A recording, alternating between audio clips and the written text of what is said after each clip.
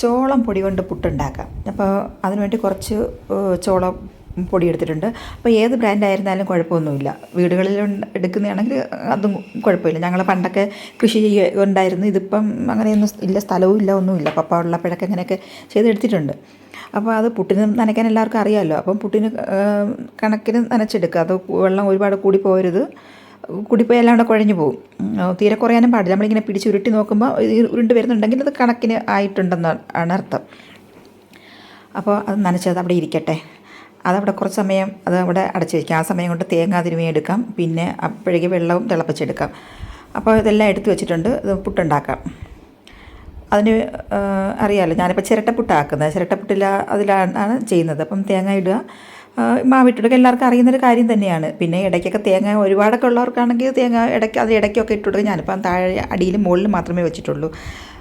പറയുന്നതൊക്കെ തെറ്റുമാണ്. കാരണം ചുമയ്ക്കുന്നതിന് മുമ്പ് ചുമ വരുന്നതിന് പെട്ടെന്ന് പറഞ്ഞു തീർക്കുന്നത് കുളമായി പറ്റുന്നില്ല. പെട്ടെന്ന് ഇങ്ങോട്ട് പറഞ്ഞു തീർക്കാൻ പറ്റുന്നില്ല. അതുകൊണ്ടാണ് പെട്ടെന്ന് പറഞ്ഞു തീർക്കാൻ നോക്കുമ്പോൾ നടക്കുന്നില്ല അതുമായിട്ട്. അപ്പോൾ അത് അറിയാമല്ലോ എല്ലാവർക്കും. തേങ്ങയൊക്കെ ഒരുപാട് ഇന്നത്തെ തേങ്ങയുടെ വില ഓർക്കുമ്പം വാങ്ങിക്കുന്നവരാണെങ്കിൽ പാടാണ്. അല്ലെങ്കിൽ ഇടയ്ക്കൊക്കെ തേങ്ങ ഇട്ട് കൊടുക്കാം. അതൊരു ടേസ്റ്റ് ആയിരിക്കുമല്ലോ. എനിക്കിഷ്ടമാണ് കേട്ടോ ഇത് ചോളം കൊണ്ട് പുട്ടുണ്ടാക്കുന്നത്. ഉപ്പുമാവ് ഉണ്ടാക്കാം. എനിക്ക് പിന്നെ അബദ്ധം പറ്റിയെന്ന് പറഞ്ഞാൽ ഇത് കുറച്ച് തരിയുള്ളതായിപ്പോയി വാങ്ങിച്ചത്. എനിക്ക് അങ്ങനത്തെ പുട്ടിന് അത്രയും തരിയുള്ളത് നല്ലതാണ്, പക്ഷേ എനിക്കത് ഇഷ്ടമല്ല. നന്നായിട്ട് പൊടിഞ്ഞിട്ടുള്ളത് അതായിരിക്കും, എനിക്കതാണ് ഇഷ്ടം. ഇത് കുറച്ച് തരിയുള്ളതായിരുന്നു വാങ്ങിച്ചത്. ഉപ്പുമാവിനൊക്കെ കൊള്ളാം ഇത്. അപ്പോൾ അകപ്പടെ ഈ 3 എണ്ണം ഇത്രയും ഉണ്ടാക്കിയിട്ടുള്ളൂ. ഞങ്ങൾ 3 പേരുണ്ടായിരുന്നു. 3 പേർക്ക് വേണ്ടി ഇത്രയും ഉണ്ടാക്കിയിട്ടുണ്ടായിരുന്നുള്ളൂ. ലാസ്റ്റത്തെ കുറച്ച് കൂടുതലായിട്ട് തോന്നുന്നുണ്ടോ?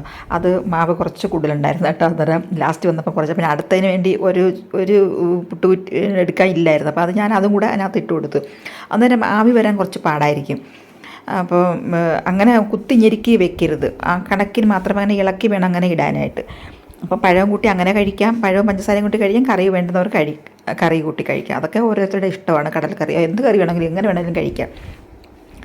പക്ഷേ എനിക്കിഷ്ടം, എൻ്റെ ഇഷ്ടം പറയാമല്ലോ അതെനിക്ക് മധുരം കൂട്ടി കഴിക്കുന്നത് തന്നെയാണ് ഇഷ്ടം, പഴവും പഞ്ചസാരയും. അപ്പം ഞാനിത് കഴിച്ചോട്ടെ. പക്ഷേ ഞാനിത് രാവിലത്തെ ഇതിപ്പോൾ ഇടുന്നെങ്കിലും ഇത് ഇന്നലെ രാത്രി ഞാൻ ഉണ്ടാക്കിയതാണ് കേട്ടോ. ഇന്നലെ രാത്രി ഞങ്ങൾ ഇതായിരുന്നു കഴിച്ചത്.